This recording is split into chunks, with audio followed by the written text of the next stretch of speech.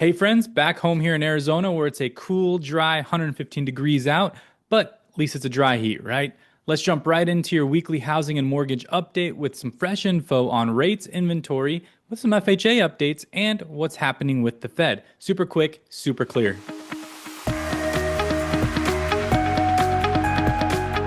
We're seeing national inventory up nearly 29% year over year. It's great news for buyers who felt stuck with limited options. It's giving your clients a bit more negotiating power. But here's a twist.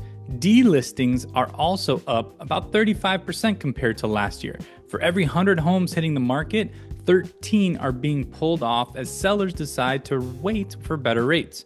This was 10 in last year and just 6 in 2022.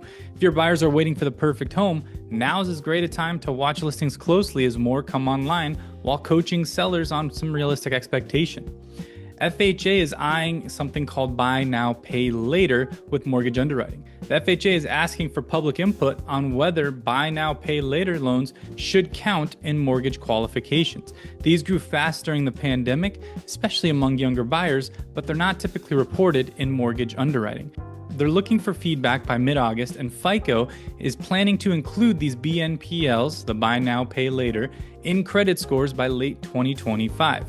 A good heads up for your first-time home buyers who use something like Klarna, Affirm, or Apple Pay Later.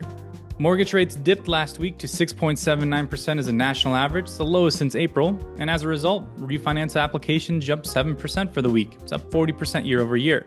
Purchase applications were flat week over week, but they're up 16% year over year. If rates continue to drift into the lower sixes, we could see an even bigger boost in activity. June jobs report, well, it came in with 147,000 new hires, solid enough to show stability, but not hot enough to push the Fed into raising rates again. For now, the Fed is likely to hold rates steady, with cuts possibly later this year if inflation continues cooling. Big news for your buyers, VantageScore is now allowed to compete with FICO for mortgage credit checks. This could lower credit costs and help buyers with thinner credit files by including things like rent and utility history, which are not typically included with traditional FICO scores. The FHFA director, Bill Pult, is pushing to 100% accept rent history as credit, helping renters transition to home ownership more easily. So, FHA seeking some input on that BNPL and mortgage underwriting due mid to late August. Inventory's up 29% year over year, but delistings are up as sellers wait out rates. Rates are at a 6.79% for the national average, which boosted refis up 7% week over week. June jobs report supports the Fed pause for now, and VantageScore is now in the mortgage space, helping lower credit costs. Well, that's your mortgage rundown from Toasty, Arizona this week. If your buyers are waiting, now is a good window to explore options while inventory is up and rates have dipped.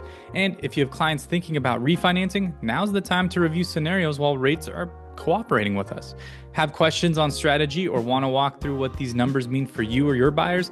Text, call, or message me anytime, or leave a comment below. And if you found this helpful, please like this video and share it with another realtor who might be interested in some updates like this. That's all I got for you. I'll see you next week.